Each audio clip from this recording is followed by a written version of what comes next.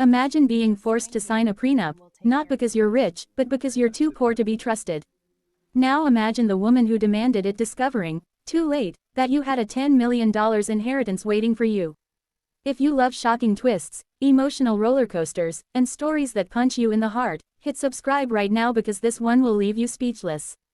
Ethan Cole never imagined he'd be back in the dating world at 33, widowed, exhausted, and raising his 7-year-old daughter Lily alone while juggling 2 jobs that barely kept the lights on. But life had shoved him into survival mode long ago, and he had learned to smile through the struggle. Yet everything began to shift the day he met Savannah Hartley, a woman whose confidence, elegance, and high-standard lifestyle made even the wealthiest men feel inadequate. And when she approached Ethan at the community center fundraiser where he was volunteering, she mistook him for an investor, charmed by his kindness, humility, and refusal to brag about anything. And before he could correct her, she had swept him into conversation, intrigued by a man who didn't obsess over money, until she discovered he didn't have any, which happened 2 weeks later when she insisted on picking him up at his place, expecting a penthouse or modern loft and instead finding herself standing in front of a fading duplex with squeaky steps, children's chalk drawings on the pavement, and a front door that only shut properly if you lifted it slightly. Her jaw tightened, embarrassment blooming across her face as neighbors waved at Ethan with genuine friendliness while Savannah forced a thin smile, asking why he hadn't told her he was financially struggling, a phrase that sliced through him. Yet he managed a laugh because that's what single dads do when the world underestimates them. But she couldn't hide her discomfort at the peeling paint, mismatched furniture, and Lily's enthusiastic tour of their small home. And though Savannah liked Ethan, part of her operated like a cold calculator, evaluating risk, lifestyle compatibility, and long-term stability, which was her euphemism for wealth. Even so, their relationship progressed, slowly, awkwardly at times, with Ethan planning budget dates that Savannah tolerated more than enjoyed, suppressing the urge to check price tags or compare him to her exes. And after 6 months she surprised him by saying she wanted long-term commitment, but only if certain financial precautions were in place. And that's when she presented him with the prenup, a 40-page document drafted by her family lawyer, filled with dense paragraphs that basically said she kept everything she owned, everything she would own, everything she bought during marriage, and nearly everything he touched, from furniture to intellectual property, plus a clause stating he wouldn't be entitled to a single cent if they divorced, which made Ethan feel smaller than the bills stuffed in his pocket. He sat there stunned, fingers trembling slightly, because no one had ever made him feel poor like an accusation before. But Savannah, seeing hesitation, squeezed his hand and said it was just standard procedure, because relationships fail sometimes, and she had to protect herself, reminding him he had nothing to lose anyway. Words she said casually, unaware of how deep they cut. But Ethan, wanting love, wanting stability for Lily, wanting a partner again, convinced himself that signing it didn't matter, that she wasn't marrying him for money anyway, so what difference did it make? And despite the humiliation twisting in his stomach, he signed it, thinking that love, loyalty, and effort could erase the imbalance between them, not knowing that at that exact moment, hundreds of miles away in a quiet, ivy-covered estate, a lawyer was preparing documents that would soon detonate Savannah's assumptions, because Ethan's late grandfather, a man who had been estranged from the family for decades, had passed away, leaving behind a $10 million inheritance that no one knew existed. And Ethan, who always believed he'd inherited nothing but a box of letters and a photograph, was about to learn that he was the sole beneficiary of a fortune that Savannah had unknowingly tried to lock him out of forever.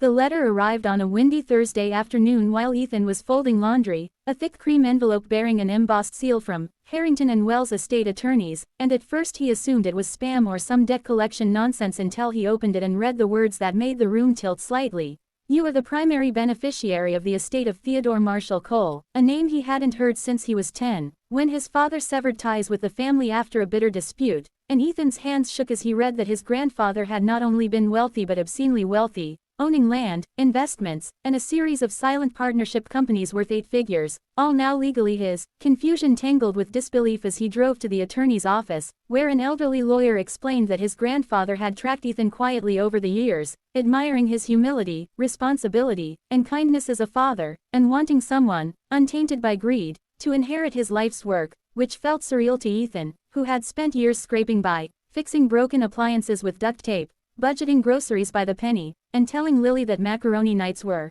fun traditions. Now, with a single signature, he had access to wealth he couldn't mentally process, and the lawyer even apologized for the delay. Apparently they had tried to reach him months earlier, but incorrect addresses and legal procedures slowed everything down. Yet all Ethan could think about was Savannah's prenup, her insistence that he needed to protect her assets, her assumptions about his value. Part of him laughed at the irony, but another part felt sick because she would inevitably see the money as proof he finally measured up, and that thought darkened something inside him. When he finally told her the news, she froze, literally froze, like a statue made of shock and recalculating greed, asking him 3 times if he was joking, then nearly collapsing onto the couch with a gasp before launching into a barrage of questions about how much he inherited, how it was structured, how soon it transferred, and whether they would need to adjust the wedding plans now that he could afford better. Ethan watched her eyes glitter with a hunger he had never seen before, a hunger that had nothing to do with him as a person, and everything to do with what he represented. A week later, she and her mother hosted a dinner, not to celebrate Ethan's good fortune, but to suggest upgrades.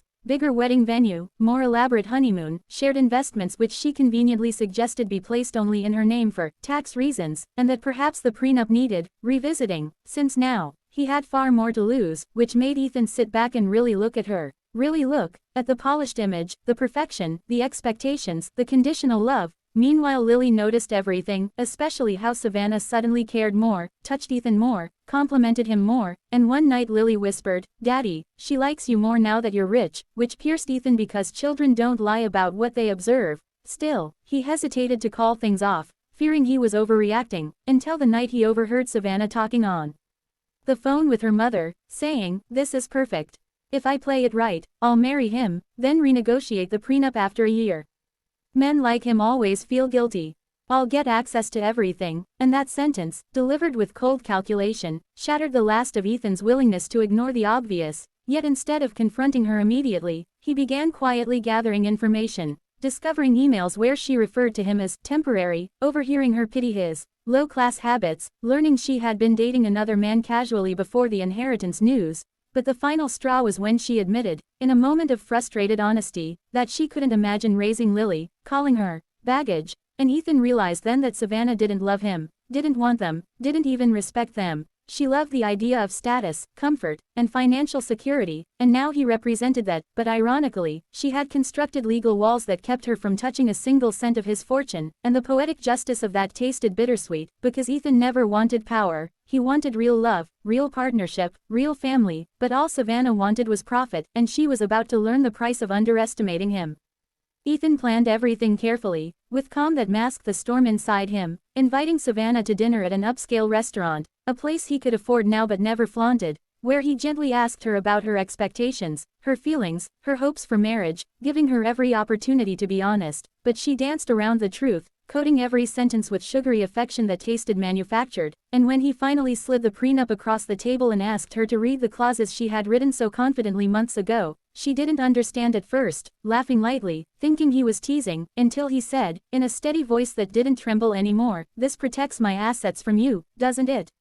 You made sure I'd leave with nothing and you'd keep everything. That was the point, right?" And the silence that followed was deafening. She tried to backtrack, to claim she hadn't meant it that way, but Ethan calmly revealed that he knew about her phone call, the manipulations, the plan to renegotiate, the secret doubts she had about Lily, and Savannah's face drained of color as she realized he had seen through everything. Then he told her the final truth, that he didn't want a marriage built on calculation, fear, and pre-negotiated exit strategies, that he wouldn't tie himself to someone ashamed of where he came from or who he loved, and that he wanted a partner who saw worth in the person, not the bank account. Savannah panicked, crying, insisting she loved him, begging to tear up the prenup, to start fresh, to go to counseling, to do anything, but Ethan told her gently, kindly, firmly, that he saw the best in people for too long, and ignored the worst for too long, and that this time, he wasn't ignoring the truth. She left the restaurant humiliated, her dreams of wealth evaporating into the cold night, and though part of Ethan felt pity, most of him felt relief, because choosing peace is not cruel, it's survival. Months passed, and Ethan used part of his inheritance to buy a warm, safe home with a backyard where Lily planted flowers, enrolled her in a better school, and finally pursued his dream of opening a small woodworking shop, something he had always loved but never had the means to start.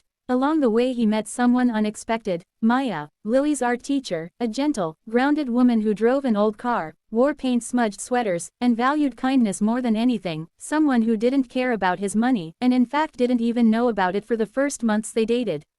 When Ethan finally told her the truth, she blinked in surprise and said, "Oh, that's nice.